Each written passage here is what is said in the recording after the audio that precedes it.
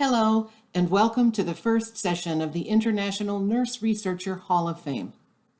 The honorees in this session are Dr. Priska Olabisi Adejumo from Nigeria, Dr. Eileen Chasins from the United States, Dr. Jeannie Simiati from the United States, Dr. Jeroen Hendricks from Australia, Dr. Deborah Lyon from the United States, Dr. Marjorie McCullough from the United States, Dr. Lucine Pogyosian from the United States, Dr. Laurette Quinn from the United States, Dr. Gennaro Rocco from Italy, Dr. Anne Rogers from the United States, and Dr. Diane Santamaria from the United States. Sigma President Ken Dion will lead today's conversation with these world-renowned researchers. Since its inception, the International Nurse Researcher Hall of Fame has been sponsored by Wiley. The conversation with the honorees will begin after this brief greeting from Wiley.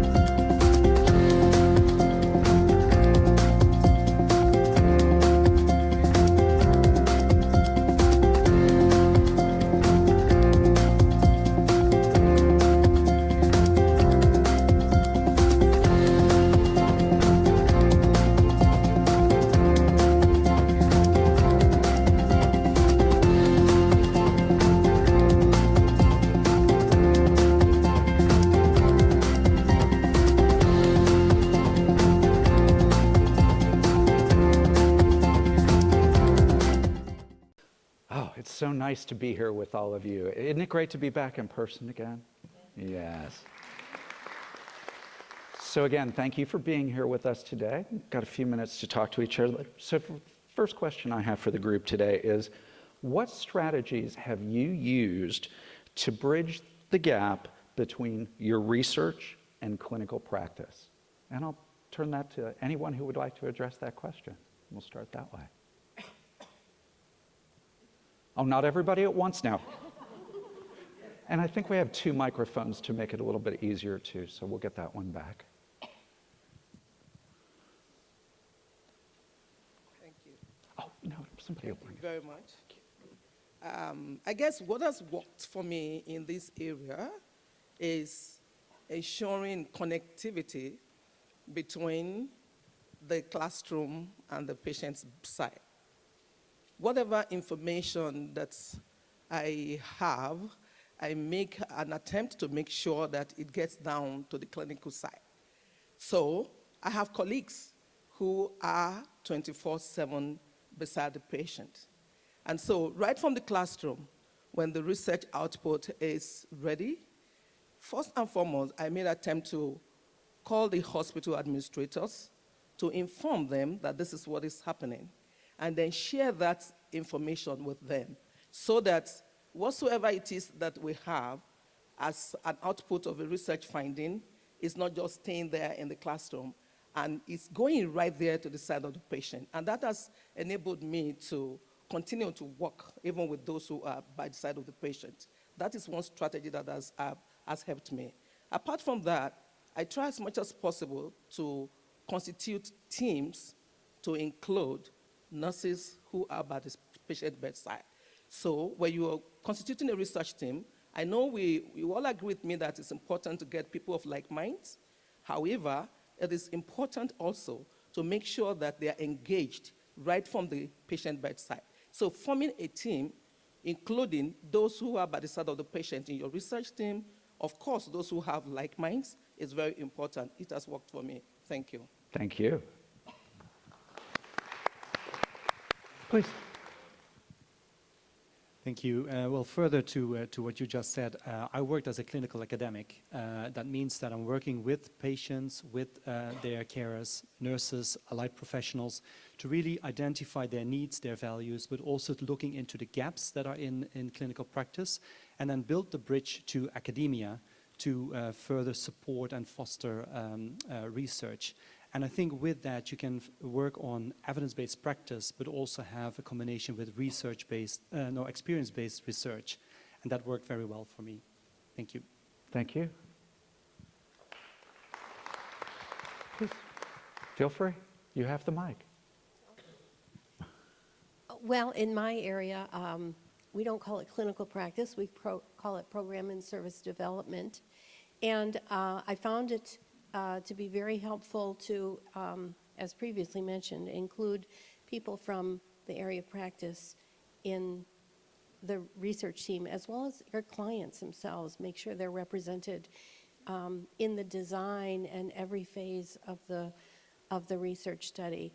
Also, I find that communicating the results of your research to your various constituencies in language and media that they use and understand really helps to disseminate the important message that comes from the work that you've done.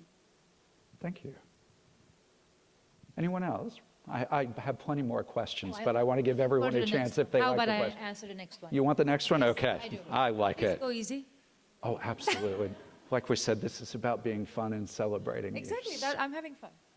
So thinking back to your earlier experience as a researcher, what do you consider to be the most important characteristics of a researcher? That's not easy. But it's a good one. It's a very good one because I think that's a very good, many things. But I think one of the things that just popped in my head right now is persistence. I think one of the things as a starting a researcher, and I mentor a lot of PhD students, I tell them the same thing. You have to be persistent. There are going to be many times you're going to hear no, very few times you're going to hear yes, very few times you're going to hear it's a good idea, many times you're going to hear it's a bad idea. It doesn't matter because you work hard, you shape your idea, you make it better, and try again. Because every time I feel like I hear a no, it's an opportunity to be creative, to be innovative, and continue to persist. So I like no's as much as I like yeses, because then it makes me think like, how come I didn't think about this before? What is it I can do to make my idea better communicable? So I can communicate it clearly so the reviewers, my colleagues understand it. So I would say persistence has been one thing that helped me to succeed, and one thing I communicate clearly with my mentees. You cannot just give up when you hear no. Brilliant. Thank you for that. I think that, in my early career, I ventured into some avenues that weren't done, worked and procedures that weren't done by nurses. And I think that one of the things is perseverance is true, but the other thing is to just keep ahead. Yeah, and again, it's perseverance. Just keep doing it. Be a good role model. That's the big thing, is be a good role model. And those will help you develop the interdisciplinary collaborations that you're going to have, you want in the future. So a lot of it is just perseverance, being confident in what you're doing, being confident you can do it, and setting up a good role model for the people to follow. Thank you. Beh, io penso che sia la curiosità l'elemento che spinge un giovane a fare bene la ricerca, perché la curiosità è una molla che sostiene e incoraggia anche i giovani a fare ricerca. E poi la capacità di avere la capacità di relazionarsi con gli altri e stare nei gruppi, questo è fondamentale per creare delle reti. I try to translate the General Rocker words, sorry, for my English, but it's not my main language. He was saying that curiosity should be one of the perfect things you have to keep in your backpack as a researcher. Curiosity is the spring that allows you to go further, to go on, and to take your light on during your life as a researcher. And the second one is to make connection, link with your colleagues in the world, link with your colleagues in your country, share your ideas, and take care of the counsel, the advice. Thank you. Thank you. I would also say curiosity, as well as being willing to work with a variety of teammates from various disciplines. None of my research has been done with exclusively nurses. I've always collaborated with physicians, statisticians, and people with other areas. So I think the collaboration, the curiosity, and being able to communicate with the other disciplines. You can't use some of the nursing language when putting together your grants. Some of mine have been funded by neuro, respiratory, a variety of places, and AHRQ, and it's just shaping what you say to fit their mission. So I think communication is a big issue. I can take the next one if you like. I love it when my participants help me move along with things. And we do want to have a chance to hear from everyone as well, too, so we'll make sure the microphones make it in both directions as well. So the next question for the group is, what criteria or characteristics do you look for when identifying members of your research team? Please. Sure. We'll come down. I've had an opportunity to work with people from all across the various disciplines, and I think, you know, one of the things you really have to make sure is that you have complementary and non-overlapping aspects, experience and expertise that you can bring together. But I think the other piece is that you're somebody that people want to work with, that you're kind, that you are along the same mission, and that you're making sure that you're both moving each other along. Thank you. Let me agree with my colleague that having that is really important in choosing a team, people who have expertise in all of your areas that you need. But thinking of our staff that help us run our studies and getting people that work hard and are nice, again, what you said, who believe in the question and really want to answer it. Also people that are attentive to details, and that's something as nurses we're very good at. But those details can really make a difference in whether you find significance or whether you can explain your results at the end because of things that happen along the way. So being a hands-on researcher and having a team that is in there and who really want to help you succeed, that it's not just a job, that they are invested in recruitment and running a good study. Thank you. And that was wonderful role modeling in holding the microphone close to your mouth. So I'll ask the panelists if you would please hold the microphone up when you speak. Okay, thank you. I'm going to term mine CCC competence. That's what you bring into the table. As regard any research output at any point in time, what you have to offer. So your competence is very important to me. Apart from competence, I'm also interested in your commitment. If you're very competent and you're not going to be committed to what we are going to do, then I will not be interested in that. So apart from being competent and being committed, you've got to be consistent. That's why I termed the 3 C's. So if you are competent and tomorrow we can find you when the heat is really very hot, it's not going to help anyone. So you got to be consistent. And the last two are what I will term I and R. R is resilient. If you are consistent, you are competent, and then you hit the rock somewhere and you disappear into the thin air, it's not going to help anyone. So be resilient, be there. Somehow, one time you're going to hit it, you're going to get it, continue, keep doing at it, and you're going to get it. And finally is integrity. Integrity is very important as a researcher. Thank you. Thank you. Please. We still have time? Yes, ma'am, absolutely. Okay, I think it's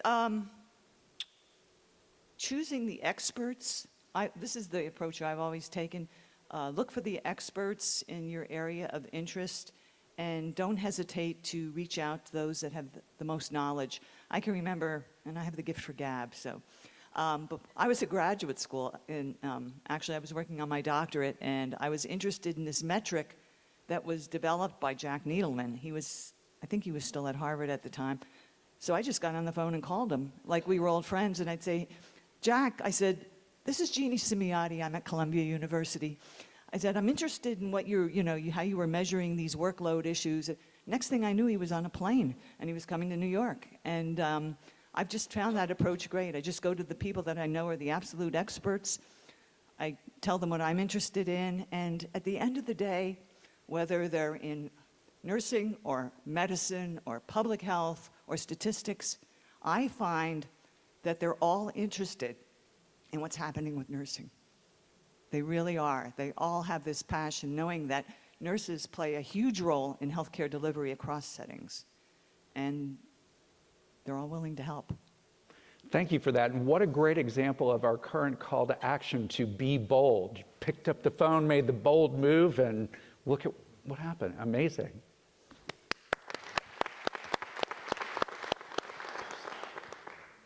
I work a lot with basic scientists, and my knowledge of basic science is very broad and not so deep. So part of what I've learned as a researcher is to push the envelope with basic scientists to places where they don't think their research may or may not be appropriate. So going out there and being, in some ways, being okay with not having a deep understanding of some of the concepts and some of the innovations that you want to add to your research, but going out there and talking to experts and trying to teach them about nursing and how I work with cytogeneticists, how cytogenetics fits in with breast cancer symptom survivorship. So working with scientists from different fields to not only expand what I'm doing as a nurse scientist, but also to give their very deep yet narrow focus, sometimes new horizons for their own research is something that I've done repeatedly. And sometimes it works, and sometimes they look at you like, I'm not really sure what you're talking about, and I'm not sure you are either. But then you just go find someone else, like Jeannie said. Thank you. All right, I'm going to move us on to the next question. We have a number of early career researchers with us in the audience today, and I hope that many early career researchers will watch this video following the event. So what advice would you give an early career nurse researcher, and specifically really to jumpstart and accelerate their research? Anyone, please. I would say right off the bat to set your expectations appropriately. I think that emerging researchers are generally extremely talented and have been very successful in their careers to date. But they're sort of entering a whole new arena when they get into competing for research dollars. And they may face more challenges and different challenges than they've had in the past. So it's very important to know that rejection is part of the game. It doesn't mean your idea isn't good and you shouldn't pursue. I think as was previously mentioned, no is an opportunity to re-examine what you're doing and think about how you can revise your message to make it more relevant and meaningful to whatever audience you're talking to. Rejection is normal, it's expected. You shouldn't take it personally. It's an opportunity to grow. Thank you. Find a great mentor. I mean, I was fortunate to have two really great mentors, and I'll give them a little plug. When I was in graduate school and just starting, Elaine Larson at Columbia University, my interest was infections, and she's the queen of hospital onset infections. And then when we found that there were actually workforce issues that were driving the spread of infections, I was fortunate to be mentored by Linda Aiken. So, and if you find yourself with a mentor and the match isn't good, don't be afraid. And I know it's difficult as junior people, but look for that right match or ask for help, because it's so important. If you don't have the mentoring, it's going to be a bit painful. That's fantastic advice, and I think holds true for all nurses, not just for researchers, right? Exactly, at the bedside. And don't, now you're getting me going. Okay. Don't ever, and for those of, aside from researchers, if you know clinicians, new nurses, don't ever hesitate to ask if you have a question or you don't understand something. It's so hard for our new nurses at the bedside, and that's how mistakes happen, when you're afraid to ask. And never be afraid, because somebody's life is depending on you, whether it's clinical practice or research. Okay, I'm going to move us to our question, because we're coming kind of close to the end. But I would like, whoever would like, to share a funny story about your most interesting experience when, and I see Gennaro smiling, I feel the microphone might be coming this way, about being a researcher. So funny story time.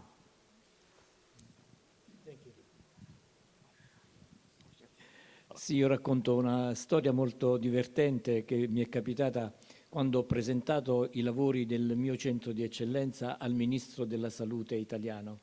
E la nostra mentore, che era una ricercatrice americana, quando gli ho chiesto di commentare la qualità del lavoro che avevano svolto i miei ricercatori, ha detto che quella ricerca, anche se presentata bene, non sarebbe stata credibile nella comunità scientifica internazionale. Io sono rimasto basito da questa affermazione, preoccupato, perché c'era il ministro, e ho chiesto: ma come mai hai fatto questo giudizio? E lei ha detto: perché ho letto i vostri budget, sono troppo bassi per rendere credibile il lavoro che avete fatto. E allora io ho chiesto scusa, ho detto: sì, mi sono dimenticato di mettere tutto il valore del lavoro fatto gratuitamente da tutti gli infermieri che hanno lavorato a questi progetti, perché in Italia c'è questa abitudine a lavorare anche gratuitamente, volontariamente. Rapidly, making the story short, a sort of funny thing that happens when he presented the works of his Center for Excellence in Nursing in Genoa, in Rome, to the Minister of Health Services in Italy. There was also the research mentor of the center that was an American researcher, a very important American researcher, and she was telling them that the results were not credible, and he became astonished about that. And when he asked why that was so wrong in this judgment, because she saw the budget they put on the research system by them, funding by them, and it was too low for the result they get. So internationally, it was very difficult to believe that they reach this kind of results in this amount of money. And he told that in Italy, we usually, to do research, we volunteer in research. Nurses participate by nothing just to become part of that research. That's allow us to be effective in our job, even we have not enough money to do the same thing you do in other countries. Bene, bene. So, yeah, I think we have time for one more funny story. So who's going to be the closer here? Don't everybody fight for the microphone. I was really a child. When I was a child, I was very quiet. Somehow I developed this big mouth. But anyway, again, when I was in graduate school, we had this interesting research study. It was kind of clinically based. We were culturing the hands of nurses to see if they were harboring organisms that might be associated with infections. And the laboratory calls me one day. They said, "We need you down here right away." And I'm thinking, okay, what did I do wrong? Because, I'm a student. And I go down there, and she said, "You must have done a heck of a good job at culturing this hand because somebody's diamond ring is in the bag. So you better come down and claim it." Well, thank you very much for that. Thank you all for your insights. How about a round of applause?